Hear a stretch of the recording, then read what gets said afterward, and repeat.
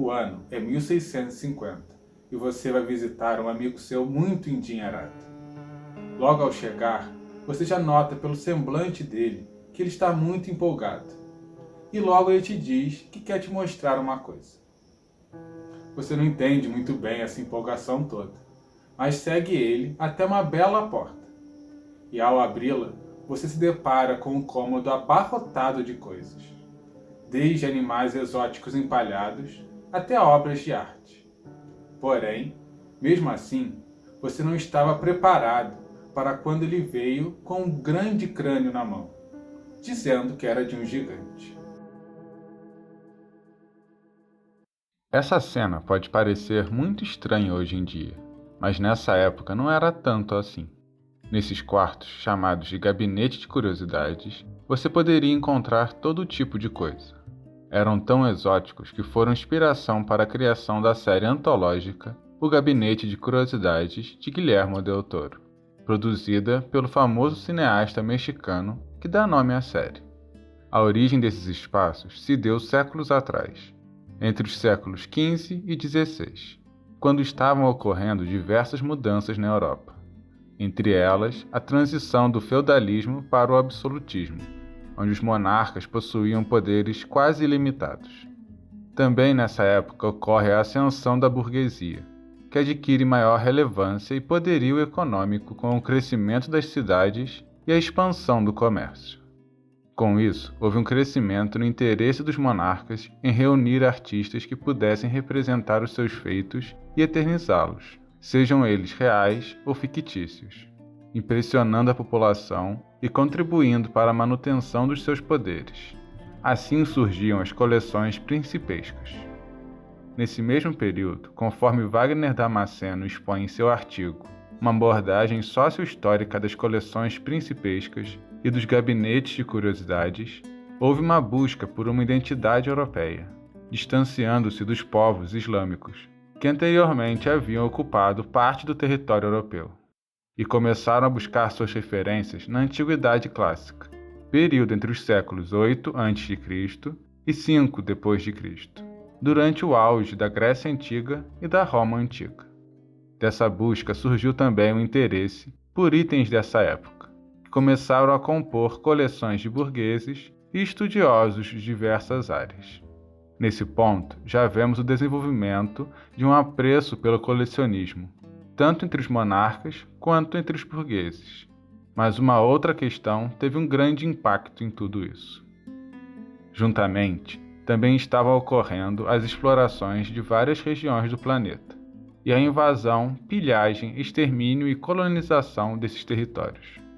Esses exploradores traziam de suas viagens os mais diversos itens, que abasteciam os chamados gabinetes de curiosidades. Também chamados de Wanderkammer, ou Quartos das Maravilhas, estes espaços podiam ser desde armários até grandes salas, onde eram armazenados diversos objetos e espécimes, vegetais ou animais, considerados exóticos ou significativos pelos europeus. Podemos pegar como exemplo o Museu de Olive Worm, o médico e polímata dinamarquês.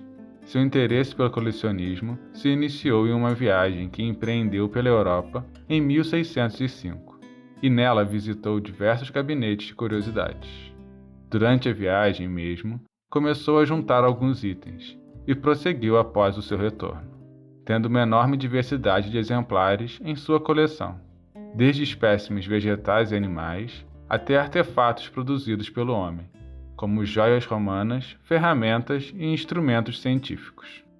Podemos observar essa miscelânea no frontispício do catálogo publicado póstumamente por seu filho, intitulado como Museum Wormianum Seu Historia Rerum Rariorum, que podemos traduzir como Museu de Worm ou uma história de coisas raras.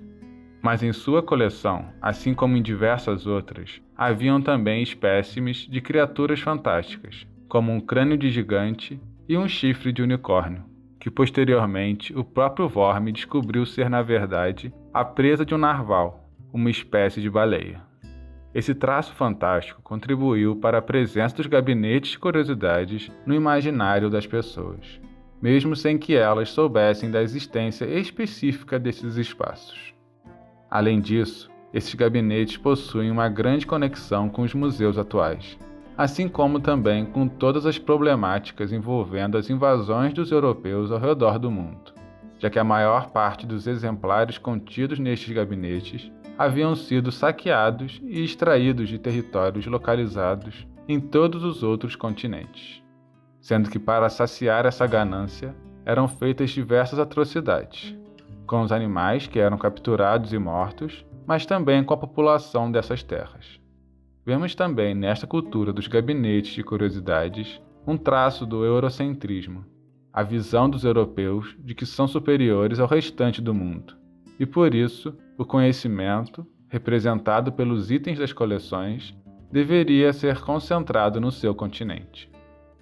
Apesar do aspecto fantasioso e literalmente curioso que despertam o nosso imaginário, os gabinetes acabam sendo uma amostra das problemáticas do colonialismo europeu. Tanto que inicialmente esse vídeo seria apenas explicando o que eram os gabinetes de curiosidade, mas conforme fui lendo mais sobre o assunto, entendi esse outro lado também. Por isso vou deixar na descrição as fontes utilizadas na pesquisa desse vídeo, para que vocês possam também ler, caso queiram se aprofundar um pouco mais no assunto.